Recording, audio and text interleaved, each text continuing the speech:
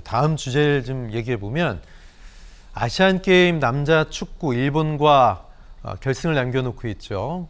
근데 추석 연휴 기간 동안 중국과의 8강전 경기를 우리가 했죠. 근데 포털 사이트 다음에서 우리를 응원하는 응원 클릭 대비 중국을 응원하는 클릭이 90대 10 정도로 압도적으로 많았습니다.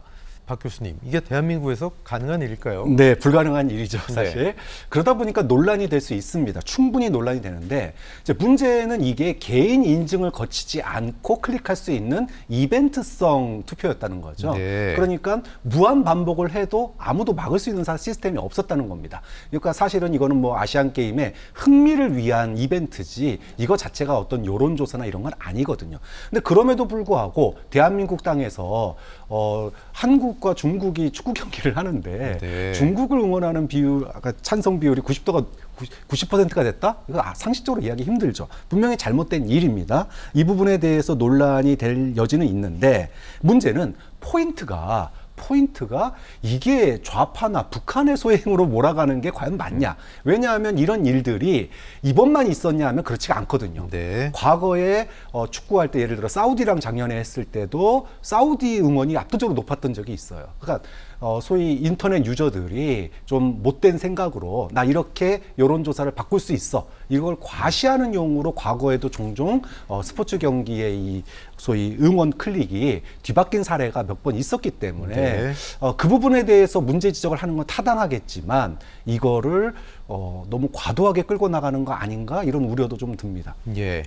자, 일각에서는 중국 응원 클릭이 높아진 것이 경기가 끝난 다음 날 새벽에 비정상적으로 집중된 것 때문에 국내 누리꾼들이 벌인 해프닝 아니냐 이런 주장도 나오고 있습니다. 하지만 이동관 방통위원장은 이런 게 발전이 되면 바로 국기문란 사태가 된다 이렇게까지 얘기하고 있습니다. 자, 이게 국기문란까지 나왔습니다. 그렇게까지 표현할 거라고 보세요? 어떻게 보십니까? 그 단어 자체가 주는 어감이 굉장히 좀 불편하죠. 네. 예를 들면 성냥불놀이를 하다가 그게 발전하면 대형 산불이 될 수 있죠. 근데 이제 그거는 이제 논리적 비약인 거죠. 네. 그런 확률과 가능성은 매우 낮거나 아니면 뭐 상당히 희박한 사건으로 번지는 거겠죠. 지금 다음 카카오가 오히려 이제 사실은 졸속 이벤트를 했기 때문에 저는 개인적으로 굉장히 좀 창피해 할 것 같아요. 뭐 이런 비판을 받거나 오히려 이제 이 IT 업계에 좀 웃음거리가 되는 이런 뭐 조롱의 대상이 되는 이런 정도로 우리가 받아들이고 또 뭐 소관 부처 정도에서 어떻게 개선할지 그리고 향후에 이 사건에 대한 뭐 대처 문제 이런 걸 좀 짚으면 될 것 같은데 그런데 이걸 가지고 전 부처가 나서서 TF를 만들고 뭐 더 나아가서는 네. 여기에 중국과 북한과 뭐 마치 IT 전쟁이라도 치르는 것처럼 이렇게 얘기하는 것은 저는 좀 과도하다. 과도한 대응이라는 느낌 지을 수가 없고 핵심은 뭐냐면 우리가 이제 과거 대선이나 큰 선거에서 온라인에서 여론을 조작하고 그 여론이 투표에 영향을 미치는 이런 조작 사건을 경험했기 때문에 이에 대한 우려를 표하는 것은 저는 뭐 불가피하다라고 봅니다. 그런데 이거는 이제 중국에서 벌어진 아시안 게임이고 이 다음 카카오, 한국에 있는 다음 카카오 온라인 안에서 누구 이겨라 말라라고 하고 클릭하는 이 자체가 경기에 주는 영향은 제가 볼 땐 제로다. 그러니까 이거는 사건이 성격 자체가 다르다. 근데 이거를 마치 같은 걸로 해서 논리를 편다는 것은 이건 좀 맞지 않다. 또 한 가지 지적하고 싶은 것은 뭐 그럼에도 불구하고 집권 여당이 과도하게 한다라고 하는 비판은 면할 수 없을지라도 상대적으로 민주당에서는 그러면 이 침소봉대라고 지금 비판만 하고 있는데 이 자체는 문제죠. 그 문제를 문제라고 지적하지 않는 민주당도 문제라는 점을 지적할 수밖에 없는 거죠. 네, 지금 말씀하신 것처럼 뭐 투표에 영향을 주는 관련 바로 이제 국민의힘 김기현 대표는 과거 드루킹 사건을 소환하면서 내년 총선을 앞두고 여론 조작의 망령이 되살아나는 거 아니냐 이렇게 얘기까지 했습니다. 자, 이거에 대해서는 어떻게 보십니까? 그러니까 이제 뭐 조작은 없어야죠. 네. 조작은 없어야 되고 또 특히 온라인 여론 조작이라는 게 국가의 중대사에 어떤 개입할 수 있는 여지가 있다면 그건 네. 철저히 차단하는 게 맞죠. 근데 지금 집권 여당이 과도하게 이 문제를 부각시키는 것은 어떻게 보면 국면을 약간 좀 전환해서 조금 더 유리한 정치적 상황을 포지셔닝을 좀 해보겠다라고 하는 이런 목적이 아닌가라는 생각이 듭니다. 그런데 그 수단과 방법치고는 사실 이것이 가져올 이 어떤 파장은 그렇게 커 보이지 않습니다. 네. 뭐 야당 시절에는 사실 드루킹 댓글 조작이 대선에 영향을 미쳤다. 그리고 그런 것이 야당이기 때문에 손쓸 수 없었다라는 점은 충분히 이해갑니다. 근데 지금은 집권 여당 아니겠습니까? 집권 여당에서 이러한 사실이 발생하면 소관 부처에서 먼저 나서, 이를테면 방통위가 있고 국정원이 있지 않습니까? 나서서 다음 카카오에 해명을 요구하고 그 해명이 적절한지 판단한 뒤에 대응해서 사후 조치하면 되는 정도의 문제 아닌가. 네.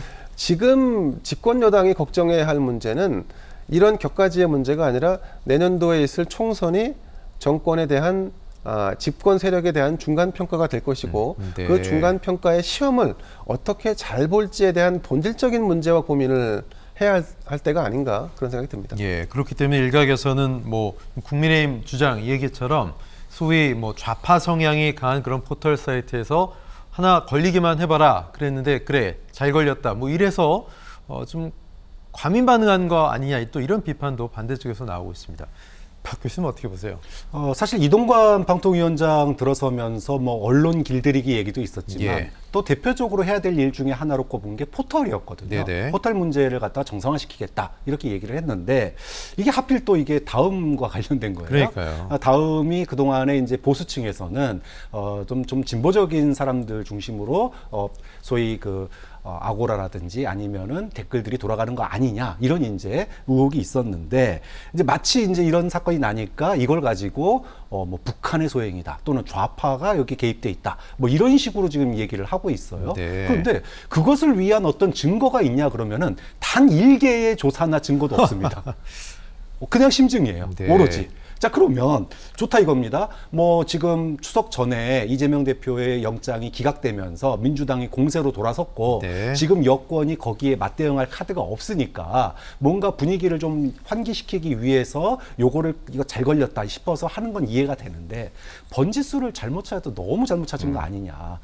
예를 들어 북한이나 또는 좌파 세력이 여기에 조금이라도 개입이 있었던 그런 흔적이나 아니면 상황 증거라도 있으면은 뭔가 될 텐데 이거 뭐 국기문란까지 얘기했는데 사실은 이런 일들이 처음 있는 일이 아니고 네. 중국만이 아니고 사우디라든지 여러 나라와의 경기에서 이런 일들이 과거에 있었던 소위 유저들의 못된 장난임이 이미 뭐 굉장히 그런 사례들이 많았기 때문에 이거를 가지고 좌파 또는 뭐 북한 거기다 국기문란까지 이렇게 들이대는 거는 지금 여당이 재보선을 앞두고 급한 마음은 이해가 되지만 이거는 번지수를 잘못 찾아도 단단히 잘못 찾은 거 아닌가 이런 우려가 사실은 여권 내부에서 나오고 예. 있다. 이거를 좀 생각할 필요가 있겠죠.